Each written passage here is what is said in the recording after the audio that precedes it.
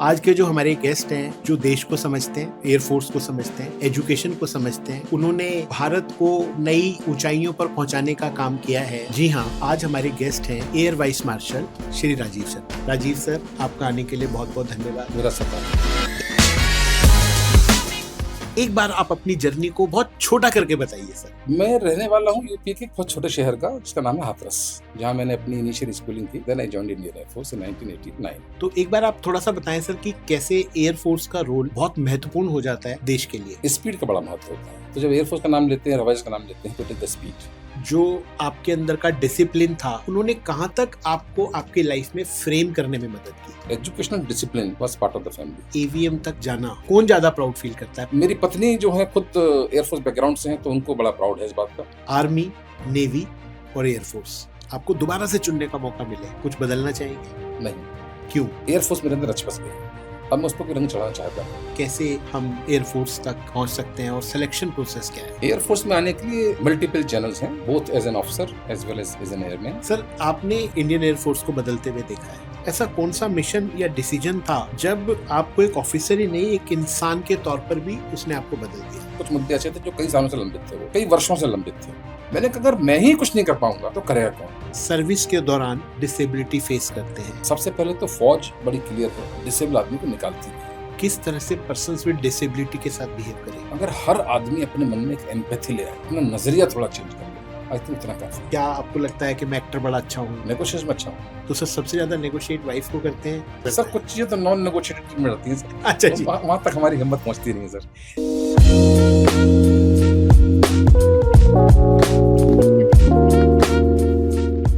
जब हम कोई रिकॉर्डिंग शुरू करते हैं तो आमतौर पे टीम बोलती है ready set go, 1 2 3 camera rolling start. पर मुझे लगता है कि आज के पॉडकास्ट की शुरुआत होनी चाहिए ऐसा कहने से, लेट्स टेक ऑफ। आज हमारे जो गेस्ट हैं वो धरती पर भी पाए जाते हैं, लेकिन वो हवा में भी पाए जाते हैं। आज के जो हमारे गेस्ट हैं उन्होंने भारत को वो नई ऊंचाइयों पर पहुंचाने का काम किया है जिसके हम सब अभी अभी साक्षी बने ऑपरेशन सिंदूर के जरिए। जी हाँ, आज हमारे गेस्ट हैं air vice marshal Shri Rajiv Sharma. Rajiv sir, आपका आने के लिए बहुत बहुत धन्यवाद। धन्यवाद। मेरा सब भाग्य। राजीव सर इतने अच्छे वक्ता हैं कि हमें सवाल पूछने नहीं पड़ते हैं, हम सवाल पूछने की तकलीफ भी कभी कभी राजीव सर को दे देते हैं। जितना भी हमारा राजीव सर से परिचय है, एक बहुत बेहद हंसमुख व्यक्ति जो देश को समझते हैं, अपनी एयरफोर्स को समझते हैं, उससे बढ़कर एजुकेशन को समझते हैं और उससे बढ़कर हर उस व्यक्ति का दर्द समझते हैं जो किसी भी तरह से इस देश को सर्व कर रहा है। उनके क्रेडिट में वो बहुत सारी चीजें जाती हैं। कौन सी? आइए हम जानते हैं राजीव शर्मा सर से। सर, आप एक ऐसे लीडर हैं जिन्होंने आसमान की ऊंचाइयों से लेकर क्लासरूम के ब्लैक बोर्ड तक काम किया है। तो एक बार आप अपनी जर्नी को बहुत छोटा करके बताइए सर। मैं रहने वाला हूँ यूपी के एक बहुत छोटे शहर का, जिसका नाम है हाथरस, जहाँ मैंने अपनी इनिशियल स्कूलिंग की अप टू BSc। उसके बाद we shifted to Aligarh, which is the district headquarters. और उसके बाद में then I did my post graduation through various other jobs in insurance, marketing. Then I joined Indian Air Force in 1989, and I joined as a education officer, which is one of the branch of the ground duties in Indian Air Force. And while doing the job in the education branch, I also got to work in the intelligence branch of the Indian Air Force. जी. So for close to 12 years, I was part of the counter intelligence setup of the Indian Air Force.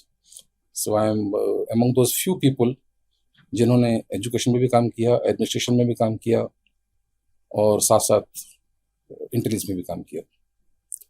And starting from pilot officer in 1989, I retired in last year as air vice marshal जी, and which is the highest post in that education branch of Indian air force, and I was heading that branch, and that's my journey. And during the 36 years in Indian Air Force, मुझे मौका मिला बहुत सारी जगह काम करने का। करीब 13-14 मेरी पोस्टिंग्स हुई इंडियन एयरफोर्स में, और जितनी भी डोमेन्स एक एयरफोर्स में एजुकेशन ब्रांच के अफसर को अवेलेबल हो सकते थे, जी वो मेरा सौभाग्य था कि मैंने सारे किए। जी मैंने ऑपरेशन में भी रहा, मैं एडमिनिस्ट्रेशन में भी रहा, मैं प्योर एजुकेशन में भी रहा। जैसे आपने बोला कि मैंने ब्लैक बोर्ड से अपना काम शुरू किया था, जी। और वहाँ से काम करते करते आज मैं यहाँ तक हूँ।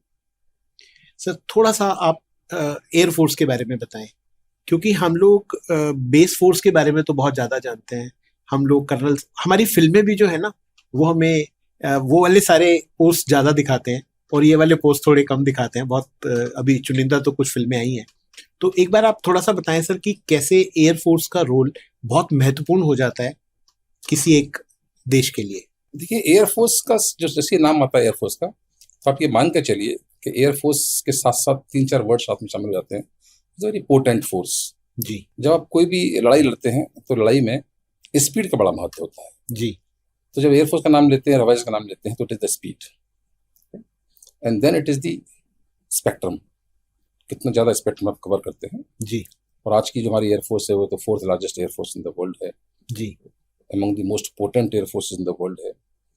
हमारे पास में अच्छे से अच्छे एयरक्राफ्ट्स हैं जो कि फाइटर, स्ट्रीम, ट्रांसपोर्ट और हेलीकॉप्टर में, एंड टेक्नोलॉजी को हम साथ साथ लेके चलते हैं। जी मोस्ट एडवांस प्लेटफॉर्म हमारे पास में है। जी और पायलटिंग के साथ साथ जो हमारा बेसिक फोकस है इंडियन एयरफोर्स का, वो हमारे पायलट्स की ट्रेनिंग के ऊपर भी है। जी so all put together air force is a force to reckon with for the country, right sir. and it's a big deterrence now for any inimical interest जो हमारी कंट्री तक देखना चाहते हैं। जी एंड हमारी जो लीडरशिप है मोस्ट एश्योर्ड है दैट हमारे पास इंडियन एयरफोर्स इस काबिल आज है जो कि अच्छे अच्छे से लोगों को दुस्साहत हमारी तरफ देखने का नहीं है। सर इंडियन एयरफोर्स में आपने जैसे अभी बताया 36 साल, 3 दशक से ज्यादा का काम, सोल्जर्स को शेप करना, सैनिक स्कूल्स को लीड करना, एजुकेशन को विंग्स देना, और यूनिफॉर्म में सिर्फ यूनिफॉर्म में ना रहना, ड्यूटी ना निभाना, बल्कि उससे आगे जाकर आने वाली पीढ़ियों के लिए एक ड्रीम बना देना। ये आपने कैसे पूरा किया सर? सर इस काम में मैं शायद अपने आप को सौभाग्यशाली मानता हूँ कि पहले मुझे ऐसा काम करने का मौका मिला। और जैसे आपने कहा सैनिक स्कूल में काम करना, मैंने सैनिक स्कूल में खाली काम ही नहीं किया, मुझे ऐसा सौभाग्य भी मिला कि मैंने एक सैनिक स्कूल को तैयार भी किया। जी बिल्कुल शुरुआत से लेकर के उसको सेटअप करने तक का। और जब आप किसी भी सिस्टम के साथ शुरू से जुड़ते हैं तो आपको वो मौका मिलता है कि आप उनके अंदर वो सारे बीज डाल दें, वो सारे संस्कार डाल दें, वो सारी चीज़ें उनको दे दें जो कि आगे आने वाले टाइम में वहाँ से जो निकले हुए सोल्जर होंगे, जो अधिकारी होंगे, जी वो एक बड़े पोटेंट अधिकारी बनेंगे। जी और education, as you can see that this is the backbone for organisation. जी आज अगर पायलट हैं, आज अगर इंजीनियर हैं, आज अगर एडमिनिस्ट्रेटर्स हैं, आज अगर लॉजिस्टिशियंस हैं, आज अगर अकाउंट्स ब्रांच है, सब कहीं ना कहीं एजुकेशन के साथ से ही निकले हैं। सबके लिए एजुकेशन बहुत जरूरी है। And once it is education, there is a building block, and thereafter you can conduct the training thereon. जी So that is what is the role of education, and starting from the training institute where the soldiers are trained, to the officers training institute where the officers are trained, to the Sainik school which is the nursery for the officers. I have been part of all the organizations and I have seen the entire spectrum. मुझे कहाँ ज़रूरत है उनको mould करने की, क्योंकि इस बीच में मैं सिलेक्शन सिस्टम में भी रहा, both officers as well as the airman. जी तो मुझे पता था उन सब ट्रेनिंग इंस्टीट्यूट रहने के साथ साथ कि वहाँ ऐसी क्या चीज़ है जो कि हम जब कैंडिडेट्स हमारे पास अंदर आते हैं तो उनके अंदर हम क्या देखें, ताकि हम राइट मैन को राइट प्लेस पे रख पाएँ, हम राइट मटेरियल को सेलेक्ट कर पाएँ जो कि हमारी जो ऑपरेशन नीड्स है उसको आगे चल के पूरा करें। जी बिकॉज मैं अपने आप को जब उस समय बच्चा था तो कंपेयर करता था, जी क्योंकि मेरी मदर टीचर थी, एडमिनिस्ट्रेटर थी, मेरे फादर भी एजुकेशन बैकग्राउंड से आए थे, वो इंश्योरेंस में काम करते थे। So the educational discipline was part of the family. जी And I have been brought up in an environment जहाँ टाइमिंग का, पंक्चुअलिटी का बड़ा महत्व रहा। जी जहाँ जो समय निर्धारित है उस पर काम किया जाए। जब मैं अपने दोस्तों को देखता था कि जो मुझे बुलाते थे बीच में एक बिना शेड्यूल के कि चलो खेलने चलते हैं, जी तो मैं नहीं जा पाता था। जी तो शुरू में मुझे लगता था ऐसा कि मैं कहाँ फंसा हुआ हूँ, ये सब लोग इतनी फ्रीडम में घूमते रहते हैं, इनके माँ बाप कुछ नहीं बोलते हैं इनसे, और मेरे ऊपर थोड़ा डिसिप्लिन है। तो जी। मुझे आज शायद समझ में आता है, जब पीछे मुड़ के देखता हूँ, अगर शायद उस समय न होता तो बीज वहां उस समय नहीं डल पाता। जी। तो ये श्रेय, ये घर का जो वातावरण था मेरा, ये उसको जाता है, एंड वो बड़ा काम आया। एंड मैं आपको बताऊं, मैं बहुत जल्दी पढ़ने बैठ गया, अच्छा जी। क्योंकि मेरे पेरेंट्स दोनों काम करते थे। जी। शायद ऐसी उस समय माहौल रहा होगा कि इट इज बेटर कि हम बच्चे को जल्दी पढ़ने भेज दें। जी। तो मैं एक्चुअली 2.5 साल का स्कूल पढ़ने चला गया, अच्छा सर। और मैंने 12.5 साल का, 12.5 years का मैंने 10th क्लास कर ली थी। जी। जब मैं क्लास 9th में आया था, शायद ऐसा रूल था कोई कि आप 14 साल से पहले 10वीं क्लास नहीं कर सकते, बट देन मे बी कुछ शायद रूल चेंज हुआ हो, जी। I was permitted, and that was an advantage for me. So the parents working, the environment of discipline, slight degree of extra control than my other friends and peers, probably that gave me advantage of extra years for me to work. Right. Getting job early, getting settled early, and imbibing maybe the right kind of discipline right from the beginning. आप जो ठीक कह रहे हैं sir, मैं बिल्कुल ठीक कह रहे हैं। ये जो आपने एज वाली बात बताई है सर, आप ये बिल्कुल ठीक कह रहे हैं। मैं भी उसी दौर से गुजरा। जब मैं 12th अपीयर कर रहा था तो मेरी उम्र कुछ 16 साल से कम थी, तो हमें स्पेशली सर्टिफिकेट लेना पड़ता था डिपार्टमेंट में जाके, शायद सीबीएसई का सर्टिफिकेट लगता था, और तब हम उस क्लास में बैठ पाते थे, अदरवाइज आप उसके लिए एलिजिबल नहीं थे। जो मुझे बताया गया था शायद मेरे पेरेंट्स द्वारा कि उस समय कोई डिसीजन आया था शायद सरकार का या अदालतों की तरफ से, जब कोई केस चल रहा होगा, जी। कि माइंड का फिजिकल एज से कोई लिंक नहीं है, देयर आर 2 डिफरेंट एजेस। सो अगर बच्चा छोटा भी है, अगर समझदार है और पढ़ना चाहता है और पढ़ सकता है, तो उसको एग्जाम परमिशन दिया जाए। तो आप इनडायरेक्टली घुमा फिरा के कह रहे हैं कि आप इंटेलिजेंट थे, आप समझदार थे। समय स्टूडेंट बड़ा अच्छा नहीं था, आई मस्ट से दिस, मैं स्टूडेंट बहुत अच्छा नहीं था।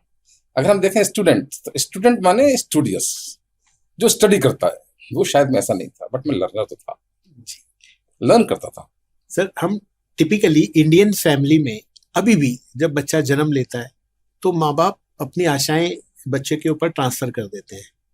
ये डॉक्टर बनेगा, ये इंजीनियर बनेगा, मेरा बिजनेस संभालेगा, बहुत खूबसूरत है, हीरो बनेगा। तो ऐसी एस्पिरेशन आपकी फैमिली की भी थी आपसे? इनफैक्ट अगर आप, ये बड़ा कोइंसिडेंस है कि आप मुझसे क्वेश्चन पूछ रहे हैं आज ये जी। और ये कल ही इसके बारे में बात हो रही थी। और मेरा, अगर आप मुझसे पूछें कि मैं हेड कर पाया हूँ एजुकेशन ब्रांच को, इंडियन एयरफोर्स को, और मैंने बहुत सारे स्कूलों को संभाला है, स्कूलिंग में काफी काम किया है, एक मलाल जिसको कह सकता हूँ जो मेरे मन में रहा, कि मैं शायद एक पेरेंट्स को नहीं समझ पाया जी। कि उनको बच्चों को कैसे डालना चाहिए। जी। और जो आपका क्वेश्चन बिल्कुल सही है कि पहले जमाने में पेरेंट ही डाला करते थे, जी। और मैं अब भी कह रहा हूँ, आज की तारीख में भी जो पेरेंट्स अपने बच्चों को डालते हैं, जी। वो सिर्फ ज्यादातर लोग, मैं सब तो नहीं बोलूंगा, वो इसलिए डालते हैं शायद अपने जमाने में जब उन्होंने 10th या 12th किया होगा, तो उन्होंने शायद उन सब्जेक्ट्स में अच्छा किया हो जो उनके पिताजी माताजी उनको दाखिला करा के आ गए थे, या वो अच्छा नहीं कर पाए। जी।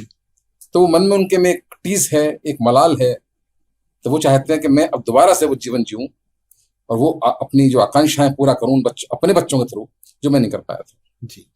तो उस समय ऐसा कुछ माहौल था कि कि जिसको करना सब इंजीनियरिंग करें, जी, या मेडिकल करें, जी, या बैंक में चले जाएं, जी, या वो करें जो पिताजी माताजी कर रहे हैं। जी। तो मतलब ये तो सर शायद ऐसा है ना कि वो जो जीवन वो नहीं जी पा रहे थे, जो आशाएं और अभिलाषाएं वो अपनी पूरी नहीं कर पा रहे थे, वो अपने बच्चों के जरिए उसको रिलीव करना चाहते थे। हाँ, हमको बताया गया था कि इंजीनियरिंग अच्छी जगह है और इंजीनियरिंग ही करनी चाहिए। जी।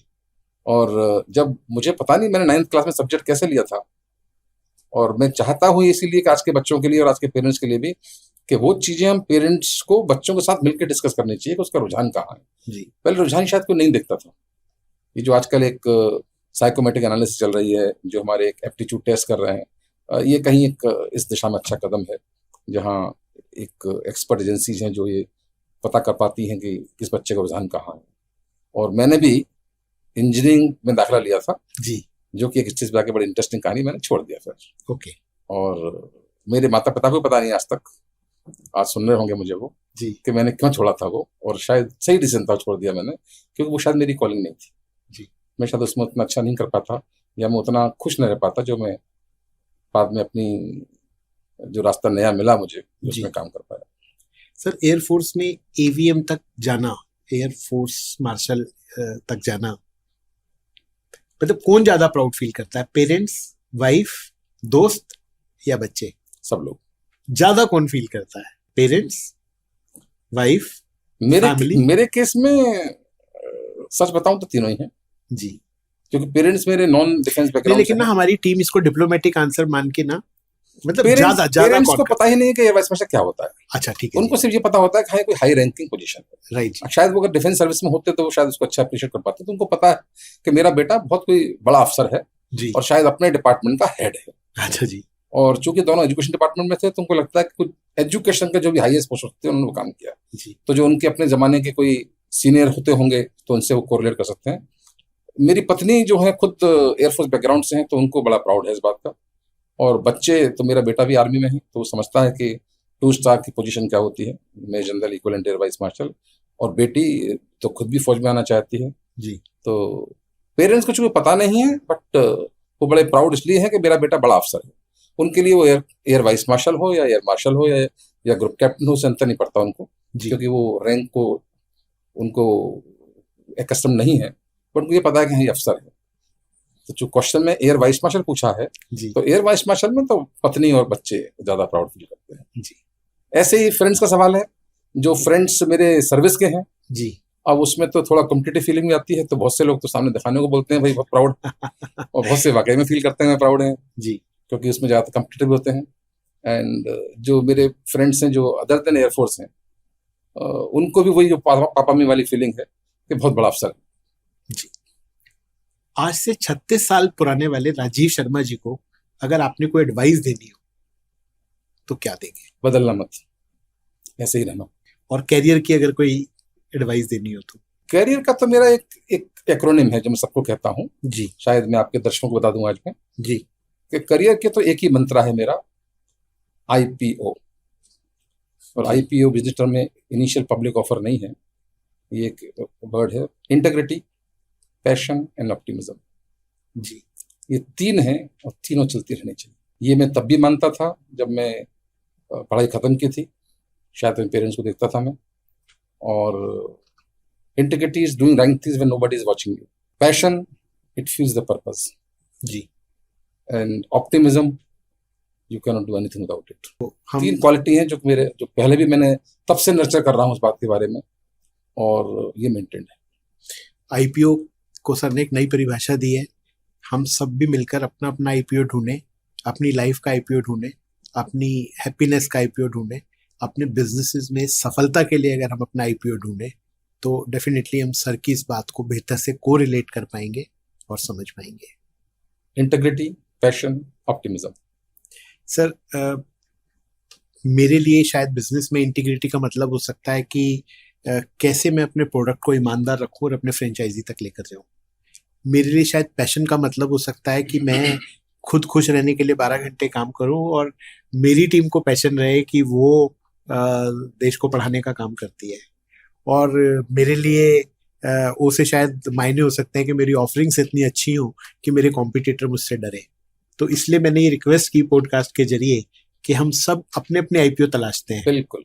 शायद हैप्पीनेस का कुछ IPO अलग इंडेक्स करना पड़ेगा। इसका बाई प्रोडक्ट हैप्पीनेस ही होगा। बाय प्रोडक्ट हैप्पीनेस ही होगा। इसका जो रिजल्ट आएगा जो हैप्पीनेस ही होगा। जी। सर, आर्मी, नेवी और एयरफोर्स आपको दोबारा से चुनने का मौका मिले तो कुछ बदलना चाहेंगे? नहीं, सेम रूट रिपीट करना चाहेंगे? क्यों? जो मुझे जीवन दिया है एयरफोर्स ने उसका कोई कंपैरिजन नहीं है जी। और मैं इसलिए चेंज नहीं करना चाहूंगा बिकॉज अभी मुझे सर्विस वाइज, क्योंकि मैं यहाँ रहा हूँ 36 साल, ऑल्दो आर्मी, नेवी, एयरफोर्स तीनों अगर हम कहें तो एक ही माँ बाप के 3 बच्चे हैं जी। और तीनों सेम हैं, एक ही परिवार से निकले हैं, तीनों की कोर सेम है, तीनों की थीम सेम है, तीनों के कैरेक्टर्स एंड कल्चर सेम है जी। बट चूंकि मैं एयरफोर्स मेरे अंदर रच बस गई है जी। अब मैं उस पर कोई रंग चढ़ाना चाहता नहीं।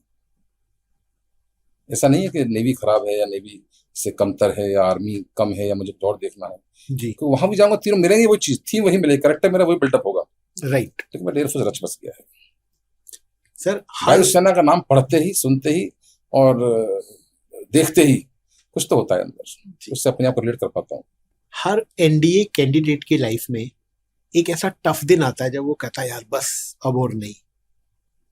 वो टेस्ट के दौरान होता है, वो आपकी ट्रेनिंग्स के दौरान होता है, वो आपके ऑफिसर्स जब आपको डिसिप्लिन सिखा रहे होते हैं तब शायद होता है। तो आपकी लाइफ में कोई ऐसा दिन आया? सर मैं एनडीए का ट्रेनिंग से नहीं आया था, मैं ट्रेनिंग डायरेक्टली मेरी एयरफोर्स एकेडमी में हुई थी, because there are number of channels to come to the Indian air force, but virtually the pattern of training is by and large similar जी और ऐसे मौके कई बार आते हैं और सबके साथ आते हैं जी बट उस समय यही शुरू करना पड़ता है कि हम यहाँ आए क्यों थे। जी तो हर बार यही लगता था कि जब लगता है कि नहीं going getting tough now, not beyond this, enough is enough, लगता था चाहे क्यों थे तुम।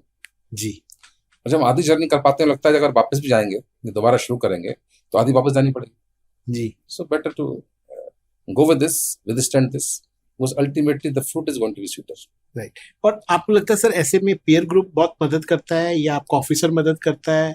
जब आप थक के चूर होके रात को ट्रेनिंग के बाद अपने बिस्तर पे लेटते हैं परिवार से दूर, किसी एक सपोर्ट सिस्टम के बिना, तो क्या एक मिक्स फीलिंग उस के दिमाग में? बहुत अच्छी बात पूछी आपने, बिकॉज ये बताऊं आपको, जो आर्म फोर्स की जो ट्रेनिंग है, चाहे वो एयरफोर्स की हो, नेवी की हो, आर्मी की हो, एनडीए की हो या डिफरेंट सर्विसेज एकेडमी की हो, it is very structured training.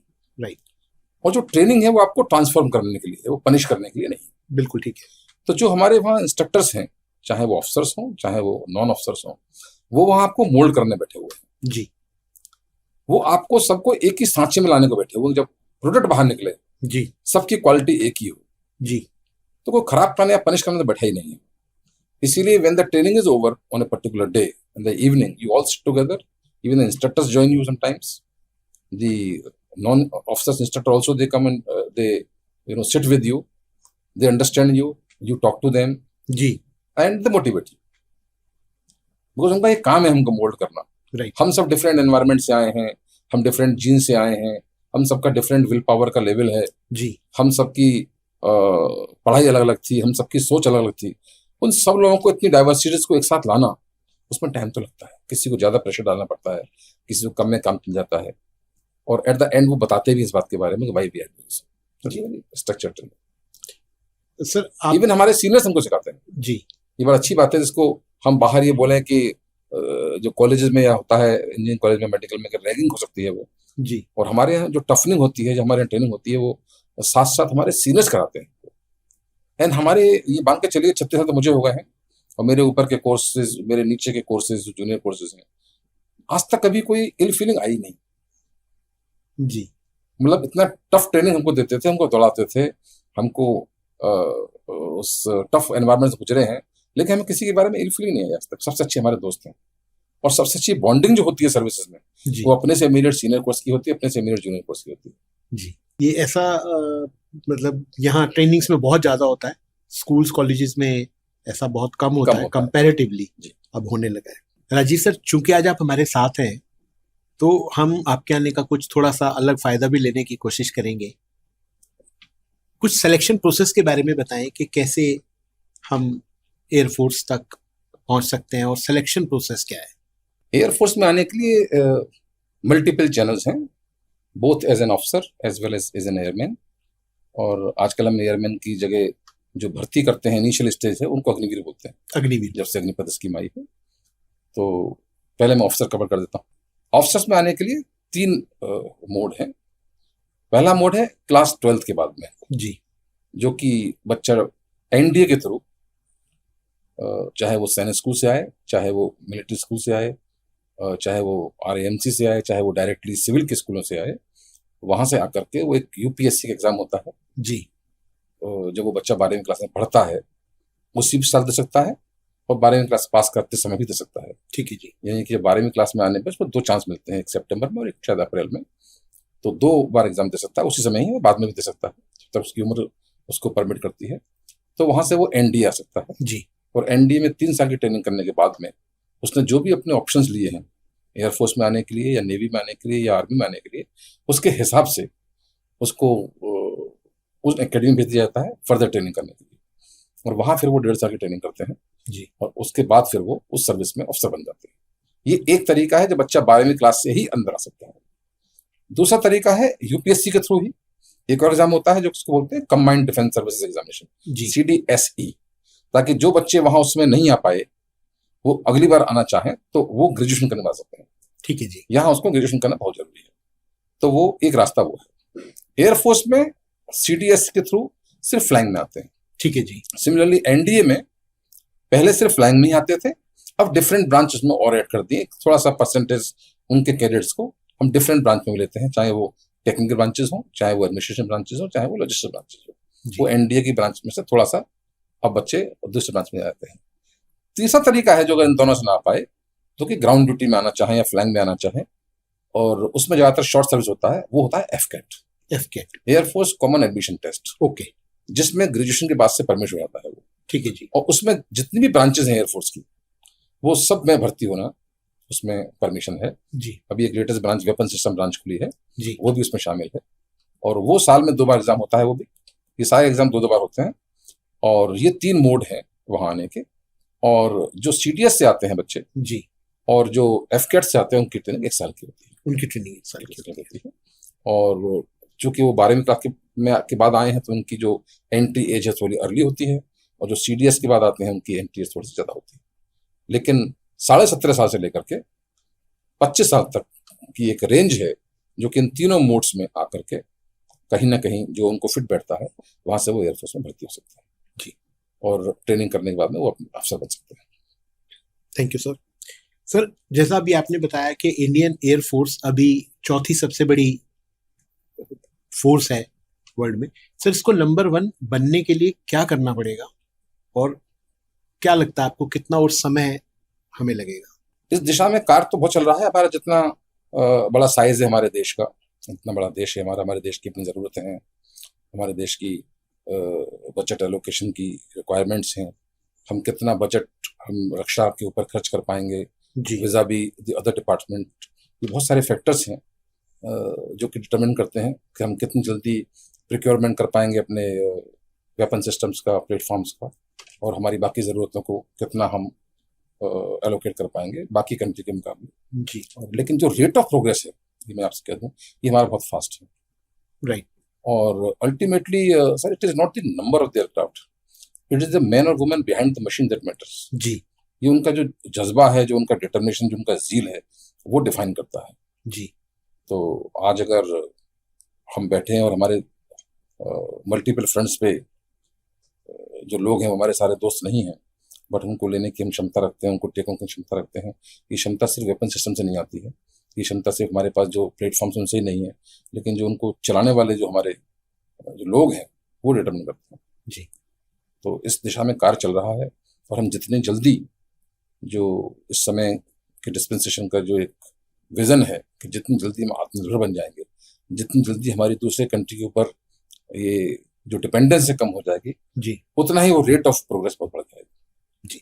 और जो रेट ऑफ प्रोग्रेस है, जैसे आपने बताया, वो बहुत फास्ट है, और हम उसमें बहुत अच्छा आगे के दिनों में इजाफा हो रहा है। आपने बहुत सारे लीडरशिप रोल निभाए हैं सर, जिसमें विंग कमांडर से लेकर एयर मार्शल तक। लीडरशिप में आपका सबसे बड़ा सिद्धांत क्या रहा है? लीडरशिप में मेरा सबसे बड़ा सिद्धांत रहा है लीड बाय एग्जांपल जी। बिकॉज मैं देखता हूं 2 आंखों से और हजारों आंखें मुझे देखती हैं। तो अगर मैं अपने को सही करूं, और जो मुझसे जो उम्मीदें हैं मेरी सर्विस की, जो मेरे साथियों की, जो मेरे मातहत काम करते हैं की जो उम्मीदें हैं, मुझ पर खरा उतरूं जी। मेरा अकेला सिद्धांत है लीड बाय एग्जांपल। इसके 3 सिद्धांत और हैं जी, जो कि खाली लीडरशिप के ही नहीं है, वो एज एन ऑफिसर भी है और एज एन इंडिविजुअल भी है। अगर मैं लीडर हूं तो I am ready to accommodate the views. तो पहला है आइदर यू कन्विंस मी और गेट कन्विंस्ड जी। मैं रेडी हूं अकोमोडेट करने के लिए व्यूज को, तो you convince me and I will change my views, I will change my decision, otherwise you get convinced. That is after the lead by example, the first sub principle is this. Second principle is on this earth और universe none of us can please everybody जी। कहीं ना कहीं किसी न किसी बात पे कोई ना कोई किसी न किसी ड्यूरेशन के लिए हमसे नाराज रहेगा, होगा। हम सबको खुश नहीं रख सकते, तो हम कुछ करें क्यों जी, अपना काम करें।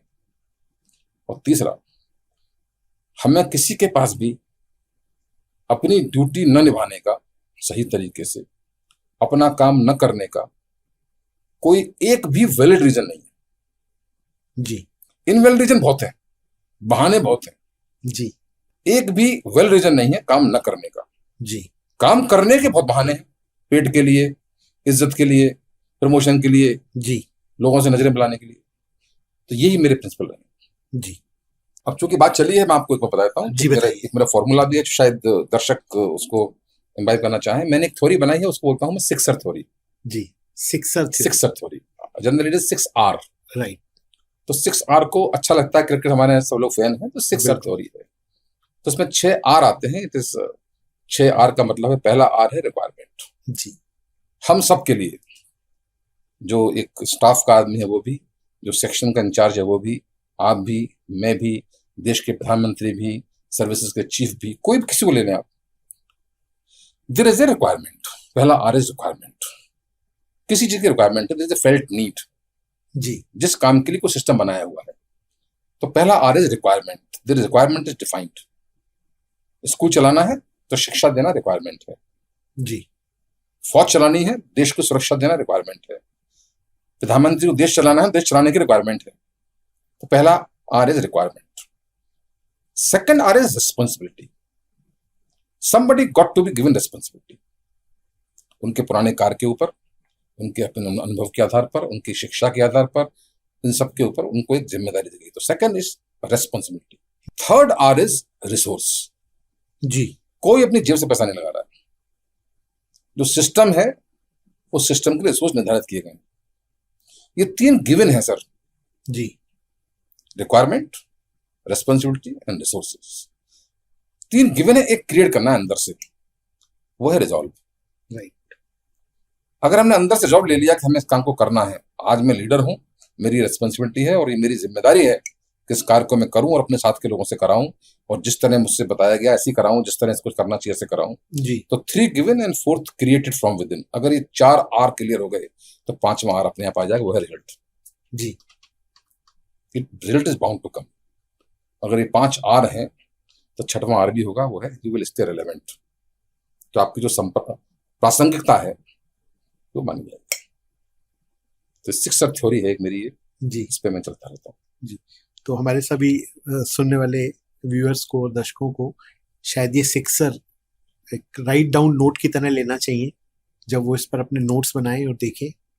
मुझे लगता है बहुत सारे बिजनेसेस में, लाइफ में ये सिक्सर सीधा सीधा सर, ये हर जगह काम आएगा सर, हर जगह काम आएगा। सबसे छोटे कर्मचारी से लेकर के सबसे बड़े हमारे देश के जो प्रधानमंत्री जी का पद होता है, राष्ट्रपति पद होता है, उनको भी काम आएगा सर, उनको भी काम आएगा और हर फील्ड में काम आएगा। जी। और फिर ये सिक्सर हमें सिक्सर लगाने के जितना ही सफल बना देगा, और सारे मैच जीतेंगे फिर हम। जी बिल्कुल जीतेंगे फिर हम सारे मैच जीतेंगे। सर, आपने इन 3.5-4 दशकों में इंडियन एयरफोर्स को बदलते हुए देखा है, आगे बढ़ते हुए देखा है। ऐसा कौन सा मिशन या डिसीजन था जब आपको एक ऑफिसर ही नहीं, एक इंसान के तौर पर भी उसने आपको बदल दिया?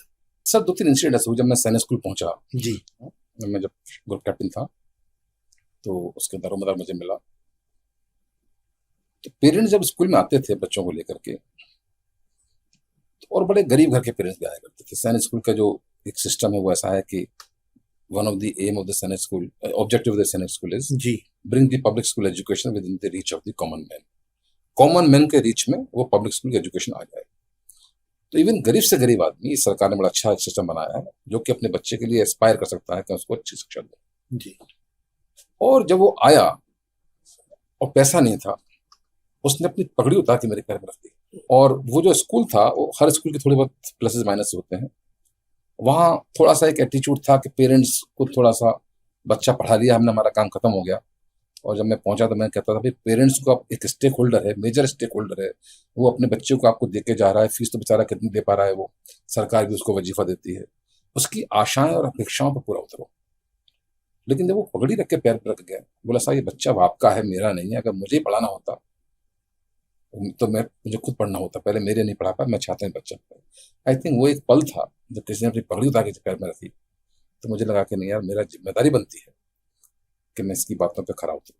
तो मैं इसको ऐसे बोलूं सर कि वो एक मूवमेंट था जिसने आपको बदल दिया, और उस मूवमेंट की वजह से आपने एयरफोर्स में रहते हुए एजुकेशन के पूरे सिस्टम आप को, बिल्कुल कह सकते हैं सर, एयरफोर्स के पूरे एजुकेशन के बिल्कुल। सिस्टम को आपने ना केवल बेहतर किया लेकिन उसे हर दिन अपग्रेड किया अपग्रेड किया। और हर दिन उसमें वो नई नई जान फूकी, बिल्कुल। जिससे हम आज ये महसूस कर पाते हैं कि जो हमारे एयरफोर्स स्कूल्स हैं उनका जो बनाया हुआ सिस्टम है। सर उसके बारे में कोई छोटी सी जर्नी अगर आप हमें बताएं कि कैसे हम बच्चों को एम्पावर्ड करते हैं, एक कैसे और आपको पढ़ाते एग्जाम्पल हैं। दूंगा ऐसा ही सर। एक जी हमारे पास एयरफोर्स दिल्ली में एक स्कूल है, एयरफोर्स गोल्डन जुबली इंस्टीट्यूट, जी जिसकी एक स्पेशल विंग है।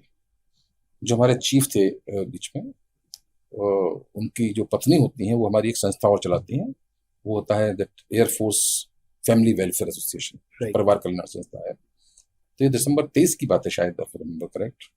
तो उनसे मेरी मुलाकात हुई, उन्होंने मुझे बुलाया, तो उन्होंने कहा कि एवीएम शर्मा, हम कुछ ऐसा करना चाहते हैं जो हमारे स्पेशल बच्चे उनके लिए कुछ करें। जी और ये एक शायद इत्तेफाक ही रहा होगा कि उसके शायद 3, 4 या 5 दिन पहले जो मेरी अधिकारी हैं, मैं उनसे बात कर रहा था कि ऐसे कुछ ऐसा करना चाहिए ताकि हम सबके लिए और करते हैं, स्पेशल बच्चों में कुछ करें। जी और हमने कहा ऐसा करते हैं, पूरे देश में एक अभियान चलाएंगे और जितने भी हमारे एयरफोर्स के अंदर स्पेशल बच्चे हैं उनका एक टूर्नामेंट कराएंगे। जी और वो खैर हमने अपने स्टेशन लेवल से शुरू किया, उसमें हमारे को एक बल मिला जब हमारे चीफ की वाइफ ने ऐसा कहा, और पूरा एयरफोर्स गदर हुई।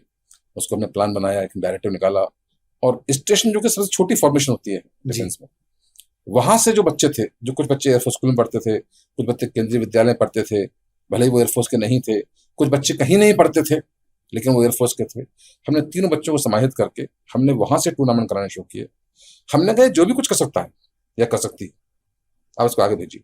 जी और फाइनली जो हमारे कमांड होती है नेक्स्ट हायर फॉर्मेशन, जो कि आप कह सकते हैं रीजनल ऑफिस या जोनल सेंटर्स, वहां से होते हुए दिल्ली में फाइनली हमने उसको अप्रैल 24 में एक टूर्नामेंट कराया अपने मैदान में। हमारे जितने भी कमांडर इन चीफ थे उन सबकी जो एक सहकर्मी, जो सहभागी होती हैं, जिनकी पत्नियां हैं, जो कि अपने रीजनल सेंटर पर जो एक संस्था चलाती हैं, जी वो सबकी उपस्थिति में बच्चों का टूर्नामेंट हुआ। वहां एक बच्ची मेरे पास आई और मुझे पकड़ के बड़ी जोश से बोली, मेरा हाथ हिला करके, सर अब मुझे समझ में आ गया मैं कर सकती हूँ। जी 2 बच्चे और आए और जो आके बताया से हम कभी सोचा भी नहीं था कि ये बच्चों के अंदर इतनी चुनौतियां हैं और इस तरह इनके साथ हम अगर मिल जाएं तो ये तो बहुत आगे जा सकते हैं। जी तो 2 इंसिडेंट ऐसे हैं जो बताया आपको मैंने साइंस स्कूल वाला, और जो ये बताया, तो मुझे लगा कि हम राइट काम, पहले सोचा था काम करना चाहिए, जी और ये जर्नी तो काफी टाइम हो चुका था, तो हमको लगा शायद हम राइट ट्रैक पर चले जा रहे हैं, और इसने मेरे अंदर ऐसा भाव लाया कि मैं कुछ करूं। जब मैं आपके बारे में कुछ लोगों से मिल रहा था, बात कर रहा था और कुछ डाटा कलेक्ट कर रहा था, तो मुझे लगता है शायद आपको भी पता होगा, लेकिन आप एवीएम शर्मा के नाम से बहुत फेमस हैं और वो आपके बहुत सारे किस्से हमें सुनाते हैं। उन किस्सों में बहुत सारे किस्से हैं उस एजुकेशन को बदलने के, जो एजुकेशन आपने अपने रहते में बदली, उस एजुकेशन में कुछ और नए विंग ऐड करने के जो पहले नहीं थी, जिनकी एक डायर नीड बहुत देर से महसूस की जा रही थी। उस लड़ाई की जो आपने एयरफोर्स स्कूल के लिए सीबीएसई से लड़ी, कुछ सरकार से लड़ी, हम शायद उन्हें लड़ाई ना कहें, उसे चुनौती भी कह सकते हैं। तो ये जज्बा एजुकेशन का जो आप में आया सर, इस बदलने को लेकर, ये कैसे क्यों आया? क्या लगा आपको कि मुझे क्या करना चाहिए जिससे सब में बदलाव आएगा? सर कुछ मुद्दे ऐसे जो आप बता रहे हैं मुझे, जो आप उसको हिंट कर रहे हैं, कुछ मुद्दे ऐसे थे जो कई सालों से लंबित थे, वो जी कई वर्षों से लंबित थे। कुछ इंटरनल डायनेमिक्स थे जो काम नहीं हो पा रहे थे। जब मैं वहां पहुंचा तो अब लोगों ने कहा, कुछ जब मैंने सुना कहते हुए, सब ये काम हो ही नहीं सकता। जी तो मुझे लगा अगर आज मैं उस चेयर पे बैठा हूं, इसके ऊपर मेरी कुछ चेयर है नहीं, जी अगर ये आदमी जो चेयर को ऑक्यूपाई कर रहा है, जिससे इस चेयर से उम्मीदें हैं, अगर एजुकेशन के क्षेत्र में, जबकि मुझे कहा जाता है कि as ACS education, AVM is rank, जो अपॉइंटमेंट है, डेजिग्नेशन, वो होती है assistant chief of air staff, right, और assistant chief of air staff different departments के होते हैं। तो मैं एजुकेशन का assistant chief of air staff था, और उसका काम होता है सीधे चीफ को, वो चीफ का शिक्षा के क्षेत्र में सलाहकार है। राइट, तो assistant chief of staff education is the adviser on education matters to the chief. इससे ऊपर कोई नहीं है। मैंने कहा अगर मैं ही कुछ नहीं कर पाऊंगा तो करेगा कौन? तो ऐसे 2-3 मुद्दे थे। कहीं स्कूल एक फाइनेंशियल स्ट्रेस में था, कहीं एक स्कूल बिल्कुल ही नीचे चला जा रहा था, बच्चे भी कम होते जा रहे थे, उसको हम स्कूल को चला रहे थे। तो फिर हमने उसकी स्टडी की और हम जो दरवाजा खटखटा सकते थे उनको खटखटाया, और हम वहाँ डायरेक्टर से नीचे जो होते हैं स्टेट गवर्नमेंट में, जी वहां से शुरू करते हुए हम पहुंचे और हमने चीफ मिनिस्टर और गवर्नर, लौट करके डायरेक्टर एजुकेशन, सीबीएसई, हम सबके पास गए, सबको अपनी बात बताई। एंड जब वो समझ गए, और मैंने देखा है सरकार में जो पद दिए जाते हैं लोगों को, जो बैठते हैं, तो सब बड़े सेंसिटिव और संवेदनशील होते हैं। जी अगर उनको सही बता दिया जाए तो रेस्पॉन्ड तो करते हैं, जी बिकॉज उनके अंदर भी वो 6R की थ्योरी है कि अगर ये फेल्ट नीड है, अगर मैं इसको नहीं सुलझाऊंगा, मैं रेस्पॉन्सिबल कौन करेगा, राइट तो रिजल्ट कहाँ से आएगा। वो सब मिलकर के ऐसे दो बड़े बड़े मुद्दे थे, जिसमें एक स्कूल के अंदर बहुत सालों से फीस नहीं बढ़ी थी, जी जो कि एक सिस्टम चला रहा था कि हम फीस नहीं बढ़ाएंगे, but then everybody responded that. और एक स्कूल था जो हमारा बिल्कुल ही फाइनेंशियल डिस्ट्रेस में था, उसको हमने मर्ज कर दिया, courtesy the state education department also, वो रेस्पॉन्ड किया टाइम पे। और जो वहाँ के जो बड़े अधिकारी हैं, नाम लेना शायद इसमें ठीक ना हो, नहीं वो लेकिन रिक्वायरमेंट भी नहीं लेकिन दे रेस्पॉन्डेड वेल जी and people went out of the way. In fact उन्होंने अपना मिशन बना लिया इसको जी कि वो हो। टाइम लगा, कई साल लगे मुझे। मेरा आई थिंक एक रिकॉर्ड है कि मेरा सबसे लंबा टेन्योर रहा है as the head of the education department in air force, जी एंड उसमें जो मेजर मेरा टाइम गया उसी में गया, और वो काम लेकिन सफलता हुई, और लोगों ने कहा कि यार ये काम तो हो गया जो कि असंभव लग रहा था। जी सर, वो दोस्त लोग ऐसा भी बोलते हैं कि राजीव जानता है कि कब घंटी बजानी है, कब दरवाजा खटखटाना है, कब दरवाजे के बाहर खड़े रहना है, कब दरवाजे के बाहर कुर्सी बिछा लेनी है। तो वो कहते हैं Rajiv knows well what to do, how to do and with whom to do and for how long sir ही ये हैज समझ टू। आ जाती है माहौल में देख करके, जी ये माहौल सिखा देता है सर, ये तो माहौल एनवायरमेंट सिखा देता है सर। जी सर पता होता है सर कहाँ कब क्या करना है, हो जाता है सर। कई बार फेल भी होते हैं सर। तो उस व्यक्ति के पास जाने से पहले उसके बारे में कुछ समझते बूझते हैं सर, या अपने ऊपर भरोसा करके और घंटी बजा देते हैं? सिस्टम में भरोसा है सर, सिस्टम पे भरोसा है। मुझे ऐसा लगता है सर कोई भी आदमी जहाँ बैठा है ना सर, वो ना करे नहीं बैठा है सर, उसकी मजबूरियां होती है कुछ, जी तो शायद वो नहीं कर पाता है। तो मैं उसकी बात मानता हूँ, अगर वो आदमी डिसीजन लेना था नहीं लिया। सिमिलरली जो मुझसे पहले कोई जो सिस्टम में होंगे, उनकी अपनी मजबूरियां होंगी, कि जो भी आदमी जो डिसीजन लेता है सर, वो अपने सर्कमस्टांसेस से और अपने विजडम से जी बेस्ट लेता है। कुछ रहा होगा उनकी मजबूरियां सर। सर, आईएएफ जैसी डिमांडिंग सर्विस में इमोशनल फटीग को आप कैसे मैनेज करते हैं? सर फैटिक तो मेंटल स्टेट है सर, जी और मैं जैसे बताया आपको आईपीओ का पी, जी तो उसमें तो पैशन है, क्योंकि अगर आप वहाँ बैठे हैं और आप काम करना है तो आप मिशन पे आए हैं। नहीं, वो इमोशनल ब्रेकडाउन जैसा कुछ नहीं होता सर आपके साथ कभी? नहीं नहीं हुआ। और आपको यकीन है बहुत सारे अफसरों के साथ नहीं होता, या होता है तो उनका अपना सर, आईपीओ कमजोर है? फौज का बिल्ट ऐसा है सर। अच्छा, वो जो ठीक है। ट्रेनिंग बता रहा था ना आपको मैं, शुरू की जो ट्रेनिंग है सर, वो ट्रेनिंग बड़ी स्ट्रक्चर्ड है सर। तो इसे में अपने स्कूलों में लाने की जरूरत है सर, अपने सिविलियंस को सिखाने की जरूरत है सर। सर जरूरत है। और उसमें खास तौर से सर्विंग अफसर जो हैं, जी उनकी लिमिटेशन होती है, अपना काम करते हैं। हमारे वेटरन्स हैं जो, जी उनको शायद अगर सिस्टम चाहे उनको यूज कर सकता है। तो राइट जो हमारे जो वेटरन्स हैं ना, वो डिसिप्लिन लेके आएंगे, वो एक स्ट्रक्चर लेके आएंगे, और एक वो जो होता है रिजल्ट ओरिएंटेड माइंडसेट, राइट वो लेके आएंगे। And they have got enough time, they have got experience, जी दे अर्ली रिटायर्ड हैं, उनके अंदर एनर्जी बहुत है सर, जी and they can get connected with the masses like it. Sir, हम सब ना गेस करके भी आपका ये जवाब जानते हैं जो मेरा अगला सवाल है, पर फिर भी एक बार शायद अगर आपको रिलीव करने का मौका मिलेगा राजीव शर्मा को, तो other than IAF Indian air force के वो क्या बनेगा, क्या ज्वाइन करना चाहेगा? सर मैं जो कुछ भी करूं, मैं चाहूंगा यूथ के साथ जी रहूं मैं यूथ के साथ, बिकॉज वो इमोशनल जो आप कह रहे हैं कि वो ब्रेक डाउन, इमोशनल फटीग नहीं होती, उससे नहीं होती। हम सब यंग लोगों के साथ घूमते रहते हैं सर, उनसे जी। बातें करते हैं, और उनसे सीखने बहुत मिलता है सर। हर नई जनरेशन पुरानी जनरेशन से आगे है। नहीं, लेकिन आप क्या बनना चाहेंगे अगर आपको मौका मिलेगा? आप इंडियन एयरफोर्स को छोड़ के क्या बनना चाहेंगे? हम 36 साल पहले चले जाएं, और ये तो एक मौका था ही कि आप आईएएफ में जाएंगे, इंडियन एयरफोर्स में, लेकिन वो आप नहीं कह सकते हैं। हम जानते हैं वो आपके बहुत दिल के करीब है, आप उसको जी कर आए हैं और बड़े जज्बे से जी कर आए हैं, लेकिन अगर वो ना ऑप्शन ना हो तो आप क्या बनना चाहेंगे? आप का आशय क्या सरकारी किसी पद से है या किसी नहीं, आपके और मन में पेशे कोई से? दूसरी बात? क्या आपको लगता है कि मैं एक्टर बड़ा अच्छा हूँ? आपको लगता है मैं सिंगर बड़ा अच्छा हूँ? आपको लगता है मैं शायद कोई बिजनेस करता तो ज्यादा सफल होता? मैं आपको इंटरलोक्यूटर बड़ा लगता अच्छा हूँ।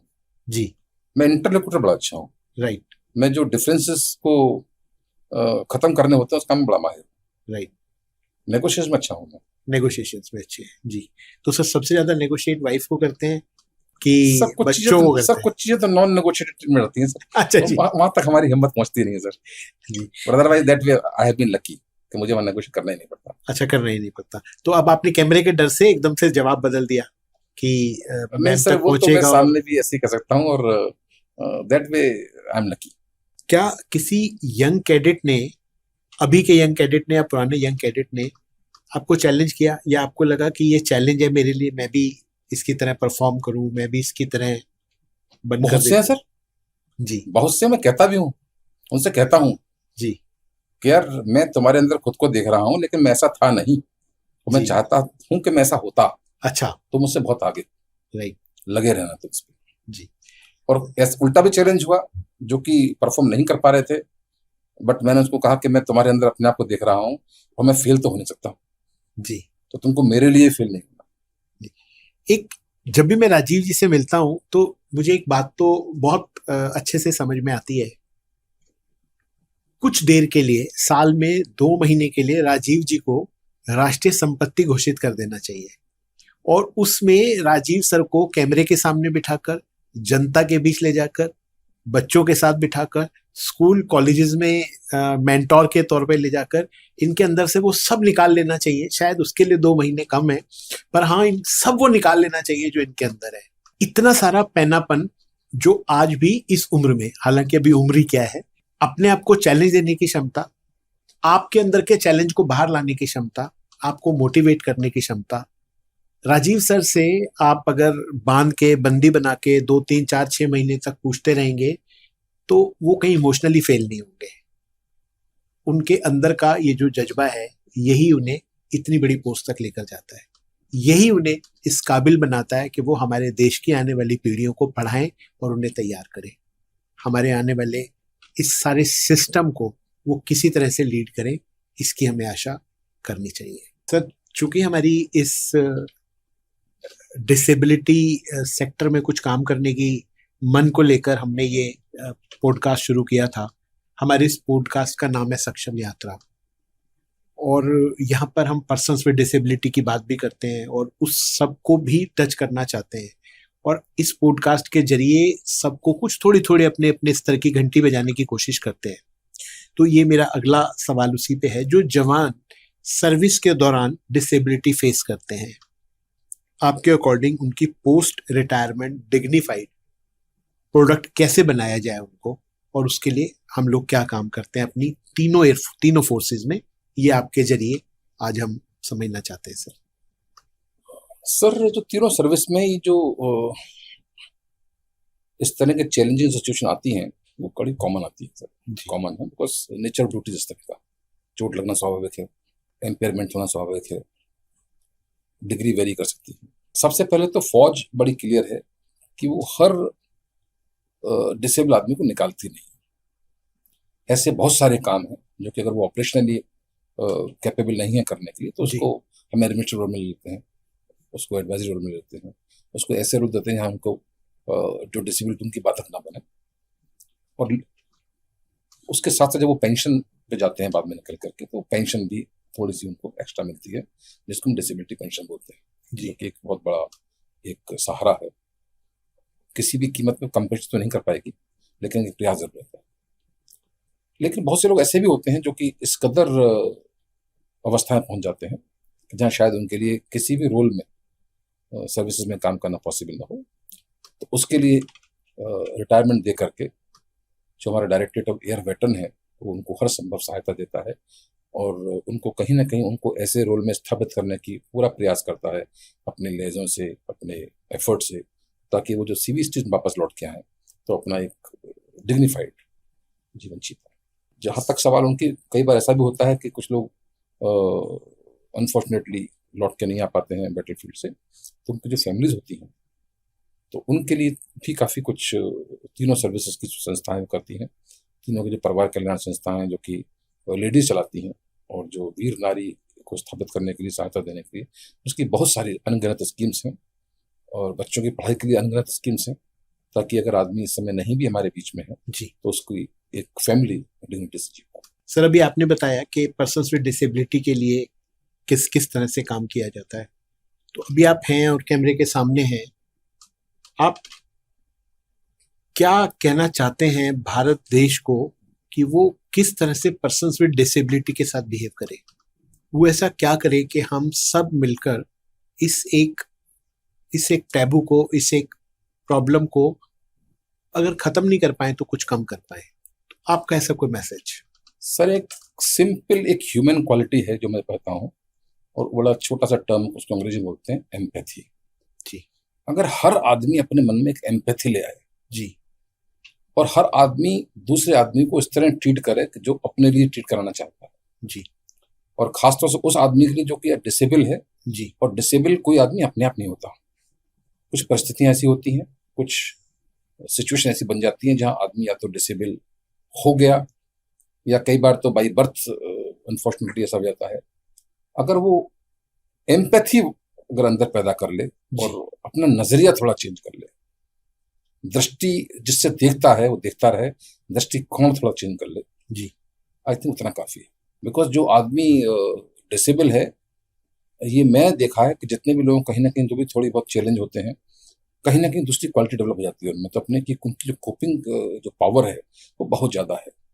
तो they generally do not even bother कि मुझे कोई क्या देख रहा है, कैसे कर रहा है। जी, वो अपने आप में इतना साहस है कि अपना जीवन पूरा अच्छा से जी पाते हैं और काम कर पाते हैं, और कई जगह तो उनसे बेटर कर पाते हैं।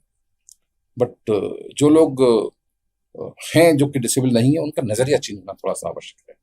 और मैंने जो बता रहा था आपको, जो मेरा स्कूल है एक था जो स्पेशल बच्चों का, मैंने देखा है वहाँ पे, और जो बच्चों की जो नजरिया है दूसरे बच्चों के लिए, जिसको हम इंक्लूसिव बोलते हैं, अगर वो हो जाए तो नहीं काफी। सर हम जानते हैं कि इंडियन एयरफोर्स में और आपने बहुत काम किया है स्कूल एजुकेशन को लेकर, और ना केवल स्कूल एजुकेशन बट उसके बाद की भी एजुकेशन को लेकर। थोड़ा सा अगर आप हमें उसके बारे में बताएं। सर, जब मैं एसीएस एजुकेशन बना, जब मैंने एजुकेशन को हेड किया, तो मैंने ये सोचा था कि हम बियॉन्ड एयरफोर्स क्या कर सकते हैं, जी बियॉन्ड एयरफोर्स ट्रेनिंग वाली जो एजुकेशन उसके लिए क्या कर सकते हैं। तो ऐसा मन में आया कि हमारे जो पर्सनल होते हैं वो रिलेटिवली जल्दी एज में आते हैं, जी और खासतौर से जो हमारे जवान हैं वो जल्दी आते हैं, और जल्दी आते ही नहीं हैं, वो जल्दी रिटायर भी होते हैं। जी इसीलिए जब जल्दी रिटायर होते हैं तो उनके पास जो रिटायरमेंट के बाद का जो टाइम है वो बहुत लंबा होता है, और उसमें उनका गेनफुल यूटिलाइजेशन बाहर कहीं हो सकता है, क्योंकि arm force generally lean and mean and agile force चाहती है, इसीलिए बहुत ज़्यादा लंबी एज तक रिटायरमेंट नहीं होता है, जल्दी हो जाता है। सो फिर हमने ऐसा कोशिश की कि इनकी हम वाइल बीइंग इन सर्विस इनकी एजुकेशन को बढ़ाएं। जी इनकी जो हाथ में जो एजुकेशन लेके आते हैं, जो हमारे जवान जो वायुसैनिक आते थे वो 12वीं क्लास आते थे, जो हमारे वायुसेना से नीचे जो एनसीज जिनको हम बोलते हैं, नॉन कम्बेटेंट एनरोल्ड, वो 10th क्लास ही आते थे, बाद में फिर वो भी 12th क्लास हो गए। और जो अफसर हमारे आते थे वो जनरली अफसर्स जो एनडीए से आ रहे हैं, वो उनको एनडीए ट्रेनिंग को एक्रेडिट करके जेएनयू डिग्री दे देती है। ठीक है जी। ओके, तो वो ग्रेजुएशन बन जाते हैं। जो यूपीएससी से आ रहे हैं, जो सीडीएससी से, वो भी ग्रेजुएट आ रहे हैं। जी जो एफकेट से आ रहे हैं उसमें अप टू मास्टर्स भी आते हैं। तो ऐसा मेरा सोचना था कि हम कुछ ऐसा काम करें ताकि इनको पढ़ाई और थोड़ी करने का मौका मिले। लेकिन चूंकि एयरफोर्स की नौकरी इस तरह की है, ताकि वो हम इनको ऐसा परमिट नहीं कर सकते कि अपने सर्विस छोड़ के वापस बाहर चले जाए, जी या हर आदमी 2 साल की छुट्टी लेके बैठ जाए।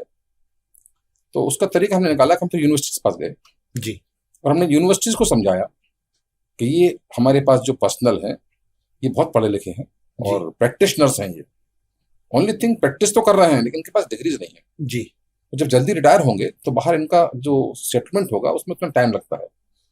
तो जितने हम अपने कोर्स कराते हैं सर्विसेज में, बहुत सारे कोर्स हो जाते हैं, बिकॉज एयरफोर्स के अंदर education is a continuous process. जी लर्निंग गोज कंटिन्यूस और एजुकेशन गोज कंटिन्यूस। और हर अफसर अपनी यंगर रैंक से लेकर के, यंगेस्ट रैंक से लेकर के हाईएस्ट रैंक तक कोई ना कोई कोर्स करता रहता है। ओके। और कोर्स भी कई महीनों से लेकर के साल तक के कोर्स होते हैं, और up to the air commodore rank तक भी वो कोर्स करते हैं नेशनल डिफेंस कॉलेज में। जी तो हम जितने भी कोर्स का सिलेबस था उसको हमने फिर कई यूनिवर्सिटी को दिया, उनसे इक्वलाइज कराया कि आप किस डिग्री से, किस कोर्स से ये मैच करता है। जी तो मुझे मेरे दौरान में इसमें काफी सफलता हासिल की। तो जो हमारी एयरफोर्स की ट्रेनिंग होती है, जो इनिशियल ट्रेनिंग होती है जिसको हम एकेडमी में कराते हैं, इवन वो जो 1 साल की डिग्री है उसको हमने आंध्रा यूनिवर्सिटी से इक्वलाइज कराया। जी। तो पीपल गेट नी मैनेजमेंट डिग्रीज। इस तरह से हमारे 21 यूनिवर्सिटी से मेरे सामने जो अच्छा। मेरा टेन्योर था, मैंने उनसे टाइप किया, जी। एमओयू किया। बड़ी बड़ी यूनिवर्सिटी मैंने उसमें सरकारी भी है, उसमें प्राइवेट भी है, उसमें सेंट्रल भी है। जी। IGNOU, Andhra university, Pondicherry university, FLAME university, Shivnath university, MDU, the 21. जी। And before I retired, the last was Shivaji university Kolhapur. जी। इनके साथ साथ जब हमने पर्सनल की बातें की, ऑफिसर की और मैन की दोनों की, तो हमने बच्चों के लिए बात भी की। जी। क्योंकि मेरे पास 130 स्कूल थे एयरफोर्स के और पूरे कंट्री में फैले हुए थे वो। तो जहां तक स्कूलिंग एजुकेशन थी वो तो हमने संभाल ली थी जी। काफी हद तक। सीबीएसई के स्कूल थे, डिफरेंट कैटेगरी के स्कूल्स हैं, तो चूंकि हमारे पास जल्द शॉर्टर टेन्योर्स हैं और फ्रीक्वेंट ट्रांसफर्स हैं जी। और पैन इंडिया है, beyond the boundaries of country है, जी। तो हमेशा हमारे लोग जो है वो डोमिसाइल क्राइटेरिया को पूरा नहीं कर पाते, तो ये उनके लिए बड़ा नुकसान था। जी। और उस चक्कर में फिर हमने यूनिवर्सिटी से बात की कि इनको कैसे किया जाए, तो हमको उनको समझाया, अगर आप अपने कोटे में से इनकी सीट निर्धारित कर दें, जी। हमें कुछ सीट दे दें, जी। तो इससे इनका जो हार्डशिप्स हैं हायर एजुकेशन में बहुत कम हो जाएगी। बहुत कम हो जाएगी। मोस्ट जो हमारे पास एक कोटा होता है हर यूनिवर्सिटी में 5% का, वो जनरली हमारे एक्स सर्विसमैन ले जाते हैं, जी। बिकॉज उनकी अपनी प्रॉब्लम से अलग, तो सर्विंग पर्सनल थोड़े से डिसएडवांटेज रहते हैं। उसके लिए फिर मैंने बातें की और मुझे बहुत सारे वीसीज ऐसे हैं जिन्होंने मुझे बड़ी सहायता की। मेरा एक कॉल गया उनके पास जी। और जब मैं उनको समझाया तो बोले ओके सर, आप हम भेज दीजिए, क्या चाहते हैं बताइए हमें। And they all went out of the way. जी। आप देखिए मेरे पास ऐसी यूनिवर्सिटीज थी उस समय जिन्होंने मुझे 15 सीट दी, मान लीजिए। उसमें से कुछ सीट मुझे सर्विंग पर्सनल के बच्चों के लिए दी, कुछ सीट मुझे उन्होंने रिटायर्ड पर्सनल के बच्चों के लिए दी, और कुछ सीट उन्होंने मुझे जो पर्सनल डिजीज हो गए हैं, जो जा चुके हैं, उनके बच्चों के लिए दी। और यूनिवर्सिटी की fees up to the extent 10 lakh रुपए पर साल है। जी। उनसे भी टाई अप है हमारा। और उन्होंने जो बच्चे जिनके पेरेंट्स जा चुके हैं उनके लिए 0 फीस कर दी। राइट। जो सर्विंग है उनके लिए 75% डिस्काउंट दिया। जी। और जो रिटायर्ड है उनके लिए 50% दिया। और ऐसे एक ने नहीं, कई यूनिवर्सिटीज ने। एक नेशनल यूनिवर्सिटी है जी। गुजरात, गांधीनगर, उनके वीसी साहब तो इतनी ज्यादा बात समझ गए, उनके सीनेट थी जो उनकी काउंसिल थी, बैठ के उनके चेयरमैन ने कहा कि why only minimum concession, 100% tuition fee free जी। For anybody who clears the CLAT and opts और गेट्स गुजरात। और यही गया वाइफ के साथ में जो उनके स्पाउस है। जी। और कुछ यूनिवर्सिटी ऐसी कम फॉरवर्ड हुई जिन्होंने कहा हम लड़कियों के एजुकेशन के लिए करेंगे, सिर्फ अकेले लड़कियों के लिए। कुछ एक सेटअप ऐसा आया जिन्होंने कहा कि हम खाली जवानों से भी नीचे कर्मचारी हैं, हम उनके लिए 100% फी फ्री करेंगे। तो एक इकोसिस्टम तैयार हो गया। जी। एक यूनिवर्सिटी ने कहा कि आप अपने अफसर को पीएचडी कराएंगे। हमने कहा हमारे ऑफिसर्स हैं, वॉरियर्स हैं, हमारे जो हैं इनको हम स्कॉलर वॉरियर बनाएंगे। जी। और university went out of the वे। उन्होंने कहा कि आपको मिनिमम स्टडी पीरियड नहीं चाहिए, आपको मिनिमम जितना जल्दी कर सकते हैं आप, क्योंकि मैं जानते हैं कि आपके काम करने का जो रफ्तार अलग होती है। बिल्कुल। आप खाली ऐसा नहीं 9 से 5 काम करेंगे, ये यूनिवर्सिटी स्नो पेस पे काम करें, आप तो दिन रात काम करते हैं, हम आपके दिन और रात दोनों काउंट कर लेंगे। जी। तो इसको तरह से करते करते हमारे पास करीब 100 से ऊपर लोग अभी भी ऑफिसर्स हैं जो पीएचडी कर रहे हैं। हजारों लोगों ने, हजारों ऑफिसर्स ने और मैन ने डिग्री एक्वायर कर ली। राइट। बहुत से बच्चे ऐसे हैं जो कि फ्री ऑफ कॉस्ट पढ़ रहे हैं, जिनके पेरेंट्स सब नए रहे, जिनके माँ या पिताजी थे पहले, तो लड़कियां तो बाद में भी आई हैं, जो सर्विस में आज नहीं है, उनको बेनिफिट मिला इस बात का। जी। नहीं, ये आपके कैरियर की बहुत बड़ी सफलता है जो यूनिवर्सिटीज के साथ आपने किया। इसीलिए मैंने यहाँ पे इस प्रश्न को दोबारा उठाया। ये वाला जो जादू किया, ये जो मैजिक किया, ये जो हार्डवर्क किया, ये शायद राजीव जी कर सकते थे। इसके लिए बहुत बहुत बधाई। राजीव सर, वैसे तो मैं जानता हूँ कि एक फौजी इज बिकम फौजी ऑल द टाइम, तो इसको 2 तरीके से समझता हूँ सर। एक इतना बड़ा ऑफिसर जब घर आके वर्दी बदलता है तो उसकी क्या फीलिंग रहती है? वो ऑफिसर ही रहता है, रात को बिस्तर पे भी, घर आके बच्चों के साथ कैसा बिहेव करता है। और अब जब वो एक ऑफिसर, एक रिटायर्ड ऑफिसर है, तो उसकी क्या फीलिंग रहती है? Sir, change is the only thing which is constant. जी। हमारे एक नाना जी थे जो कि 103 साल तक जीवित रहे, और उनसे 102 की उम्र में मेरा मिलने का सौभाग्य हुआ। तो उनसे पूछा कि ऐसा क्या चीज़ है जो आप मुझे वाक्य में समझाएंगे। तो बोले समय के साथ बदलते रहो, जी बहते पानी बन जाओ। तो चेंज इज ओनली कांस्टेंट। तो अब रिटायर्ड हैं, तो अब हम सर्विस में तो रहे नहीं, तो अपने घर पे बाप भी हैं और पति भी हैं, पुत्र भी हैं और दोस्त भी हैं, जी, और कुक भी है। बहुत अच्छे हैं। जी, तो हाँ, मेरे और सर लेकिन लेकिन इस बात को हमारी पत्नी जी एक्सेप्ट नहीं करती हैं, क्योंकि मैं भी बनाता महीने में एक बार हूँ, गाता हर दिन हूँ। नहीं, लेकिन मैं भी का मतलब क्या है सर? मैं भी, हाँ, मैं भी मतलब आप मेरी तरफ इशारा कर रहे हैं। हाँ मैं तो सर, हाँ, मैं तो हर हफ्ते बनाता हूँ ओ सर। My God. मैं तो हर हफ्ते बनाता सर हूँ। मैं हर हफ्ते बनाने की कोशिश तो करता हूँ, जी लेकिन मैं चाय का जब बर्तन रख के आता हूँ और पानी रख के अदरक डालता हूँ, कहता हूँ यार देखो सब डाल दिया है मैंने, सिर्फ चीनी और चाय रह गई है, इसको डाल के ले आना। जी, नहीं नहीं, मेरे और सर के बीच में ये कॉमन है। अब किसी कंपटीशन में तय किया जाएगा कि कौन अच्छा कुक है। लेकिन सर ये जो बता रहे हैं ये बिल्कुल ठीक नहीं है। सर बहुत अच्छे खाना बनाते हैं, लेकिन हाँ सर कम बनाते हैं। चूंकि मैं ज्यादा बनाता हूँ तो मेरी वाइफ बोलती है चलो आप जल्दी जल्दी जाओ। सर कभी कभी ऐसे कुछ लेकिन अब ऐसा करने का बहुत टाइम मिल जाता है बीच में, जो पहले कई बार 36 से ऊपर साल की नौकरी हो गई, जो कई बार ऐसे कंपल्शन होते हैं, नहीं कर पाए। जी पढ़ने का शौक है, पढ़ते रहते हैं, लेकिन अब कभी ऐसा लगे हम आज कुछ नहीं करना, पढ़ ही लेते हैं, थोड़ा जल्दी टाइम ज्यादा पढ़ लेते हैं, अब वो शायद संभव हो पाता है। जी। तो सर अभी क्या रोल देखते हैं आप अपने लिए आगे? अभी तो माशाल्लाह आप जवान हैं, तो सर बहुत अभी सारी हमारा कंट्री जो है पढ़ाई से ज्यादा स्किल में मूव कर रहा है, जी और मैंने अपने आप को ये सोचा है कि मैं कुछ स्किल में कंट्रीब्यूट करूं, जी और आजकल भी मैं जुड़ा हुआ हूँ काफी स्किल डेवलपमेंट मिशन में, जी संस्था के साथ में। और मैं समझता हूँ कि जो डिग्री के लिए लोग पढ़ाई करते हैं, जिसकी कोई गारंटी नहीं है कि वो नौकरी दे पाएंगे, और जो एनईपी आई है वो जब तक अपना करिश्मा दिखाएगी उसमें जी थोड़ा टाइम लगेगा, लोगों को समझने में टाइम लगेगा, बिकॉज कार्यान्वयन में थोड़ा टाइम है, बिकॉज बच्चे समझ गए हैं, सिस्टम समझ गया है, लेकिन जो बीच की एक जो कड़ी है, जिनको कराना है, शायद उनका जी माइंडसेट अभी वो टाइम लगता ही है, टाइम चेंज होने में। तो इसीलिए मैं समझता हूँ शॉर्ट टर्म कोर्सेज का टाइम जमाना आ गया है इस समय, और जो एनईपी कहती है कि आप पढ़ाई भी करते रहिए, और आप तो एक साल में 2 डिग्री भी ले सकते हैं आजकल, तो जी बिल्कुल 2 कोर्स कर सकते हैं। तो मैं उस पर काफी जोर दे रहा हूँ, और कई सारे सेक्टर्स हमारे ऐसे हैं जो कि अगले 40 साल तक बूमिंग है, जो हमारे कंट्री को, इकोनॉमी को नई दशा और दिशा देंगे, जी। और उन सेक्टर्स में मैं काम कर रहा हूँ, और skill development is the order of the day.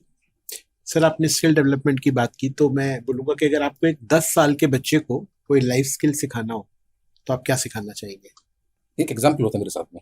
जी एक पेरेंट्स अपने बच्चे को लेके, हस्बैंड वाइफ, मेरे पास आए जब मैं साइंस स्कूल का प्रिंसिपल था। तो मेरे साथ में जो इंटरव्यूइंग अफसर बैठे थे उस समय, उन्होंने पूछा क्या बनना चाहते हो जी उस बच्चे से। उस बच्चे ने जवाब दिया कि मैं ह्यूमन बीइंग बनना चाहता हूँ।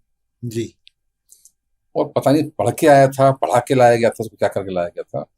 उसने ये भी कहा मुझसे, सब वो रास्ता खाली है, जी उसमें कोई कंपटीशन नहीं है। जी तो शायद जरूरत है कि हमको एक ही लाइफ स्किल नहीं, उसको कैसे अच्छा ह्यूमन बनना चाहिए, वो स्किल अगर समझ में आ जाए उसको, उस पर काम करना बहुत जरूरी है। सर यूनिफॉर्म में रहते हुए कोई फिल्मी हीरो या हीरोइन जो आपको पसंद है? सर डिपेंड करता है रोल के ऊपर, जी कौन सा रोल निभाया। पर्दे के पीछे तो सब अपना अपना करेक्टर, जो उनका असली है वो है ही, जो जी असली पर्सनैलिटी है, बाकी तो रोल है सर। तो ऐसा किसी एक को कह देना मैं शॉर्ट लिस्ट नहीं कर पाऊंगा। राइट। कोई फेवरेट वॉर फिल्म या पेट्रोटिक फिल्म जो आपको बार बार देखनी पसंद हो? बॉर्डर एंड हकीकत, हकीकत बहुत पुराने बहुत वाली। पुराने वाली, जी धर्मेंद्र और बलराज साहनी वाली। जी। Sir if your life were a movie, तो उस मूवी का कैरेक्टर कौन होगा, लीड रोल कौन करेगा और उसका नाम क्या होगा? Scholar warrior. और रोल करने में तो काफी सारे लोग हैं, काफी सारे कोई लोग नाम हैं। लेना चाहें? बड़ा मुश्किल है किसी एक का नाम लेना, क्योंकि बड़े कैपेबल लोग हैं, और मैंने इस बारे में कभी ऐसा गौर नहीं किया कि मेरी जगह कौन काम कर पाएगा, मैं खुद ही करूंगा ना जी फिर। जी। जनरली आपकी सुबह की शुरुआत कैसे होती है सर? चाय के साथ या उस दिन के जो लंबी लिस्ट होती है मिशन ब्रीफिंग के साथ? सर चाय के साथ। जी पहली चाय पत्नी जी के साथ, जी और चाय के बाद तुरंत दूसरी चाय, एक साथ 2 चाय, जी और साथ में अखबार, 3 अखबार पढ़ते हैं, मैं भी पढ़ता हूँ, मेरी भी पढ़ती है। ये काम खत्म होता है, फिर हम दिन की बात करते हैं करना क्या है हमको आज। Sir, one habit that help you to raise to that much height. Again, I told you, IPO. Ji I took it as a mission. I have always worked in the mission mode. Ji If task given, और वो मेरे लिए project है. With those three qualities, integrity, passion, and optimism. Sir, अगर आप AVM नहीं होते तो टीचर या ऑथर? Teacher, टीचर या motivational speaker? motivational speaker, motivational speaker या AVM? motivational speaker. Motivational speaker. Retirement ने आपकी रोजमर्रा की जिंदगी में क्या बदलाव कर दिया है? थोड़ा सा अपने लिए टाइम ज्यादा मिल गया है. जी जिम्मेदारियां जो सर्विस की थी वो कम हुई हैं. अपने जो ड्रीम्स थे, जो हम कुछ काम नहीं कर पाए थे, उसको प्रायोरिटाइज करने का भी टाइम है, बट उसमें थोड़ी सी फ्लेक्सिबिलिटी मिल गई है. जी उनको सर्विस में थोड़ी फ्लेक्सिबिलिटी वो कम हो पाती थी, बिकॉज प्रायोरिटी चेंज होती रहती थी. राजीव सर, हम आपको पोस्ट रिटायरमेंट एक सेकंड इनिंग में देख रहे हैं. तो जो पहली इनिंग आप खेल के आए हैं वो इतनी सक्सेसफुल थी, इतनी बिजी थी. सेकंड इनिंग में भी ना हमें ऐसा नहीं लग रहा कि आप कोई वो रिटायरमेंट वाला गुण उसमें से चुनेंगे. तो आपने कोई मन बनाया सर कि आप अपनी सेकंड इनिंग कैसे खेलेंगे, कितनी लंबी खेलेंगे और किस तरह से ये इनिंग चलेगी? सर, सेकेंड इनिंग का जो पहला पड़ाव मेरा भी है जी वो अभी 12 साल तक है. जी 70 के बाद एक सेकंड पड़ाव आएगा, थर्ड इनिंग बोलेंगे सर जिसको हम थर्ड इनिंग बोलेंगे. या तो वो सेकंड इनिंग का एक्सटेंशन होगी जी. या कुछ नया काम होगा. तो अभी सेकंड इनिंग में हम आपको किस रोल में देखेंगे sir? Skill developer, skill developer, trainer, motivational speaker. इस दिशा में काम शुरू हो चुका हुआ है. शुरू हो चुका. सर, कोई ऐसी बात जो आप संदेश देना चाहते हैं आज के युवा को? वो उनकी लाइफ स्किल से लेकर हो सकता है, स्किलिंग से लेकर हो सकता है. हम लोग आपकी तरफ जब देखते हैं एक आम सिविलियन, तो उसे लगता है कि आप देश सेवा में बहुत बड़ा काम कर रहे हैं. वो किस तरह से अपना योगदान दे सकता है बाहर रहते हुए भी? ये अगर आप हमारे सबसे पहली बात मैं कहूंगा, जो बच्चे हैं या यूथ हैं, वो ये जरूर करें, जो भी कुछ करें ईमानदारी से करें. सबसे पहली बात है ईमानदारी से करें और go deeper what ever you do. आप खाली इसलिए न देखें किसी को दिखाना है आपको. आप उस आदमी के लिए काम करें जिसको आप अपने दर्पण में देखते हैं, क्योंकि जो मैन इन द ग्लास है, आप उससे झूठ नहीं बोल सकते. अगर आप उस इंसान की आंखों में आंख डाल के देख लें जो कि दर्पण में है जब आप खड़े होते हैं, तो बस वो आपका जीवन सफल हो जाएगा. आप करें कुछ भी करें ईमानदारी से, पूरी तरीके से. कोई भी काम छोटा बड़ा नहीं है. आज जरूर छोटा हो सकता है, शुरुआत जरूर करें आप. जब शुरुआत करेंगे तभी आप आगे जा पाएंगे. मैंने भी अपनी शुरुआत एक इंश्योरेंस कंपनी में क्लर्क से की थी और मैं रिटायर हुआ हूँ AVM से. अगर मैं यहाँ तक पहुंच सकता हूँ, छोटे से शहर का लड़का निकला हुआ, हिंदी मीडियम से पढ़ा हुआ, तो आप लोग तो आज की पीढ़ी के लोग हैं जो कि बहुत कुछ कर सकते हैं और बहुत जज्बा है. बस कर बैठो. किसी ने कहा था लाइन में, तुम जिस लम्हे में जिंदा हो वो लम्हा तुमसे जिंदा है. ये वक्त नहीं फिर आएगा, तुम अपनी करनी कर गुजरो, जो होगा देखा जाएगा. जो होगा देखा जाएगा. जो होगा देखा जाएगा. थैंक यू सर, बहुत बहुत शुक्रिया. आपने हमारा आना स्वीकार किया और अपने कीमती समय में से इतना सारा समय दिया. Obliged. Thank you. नमस्कार.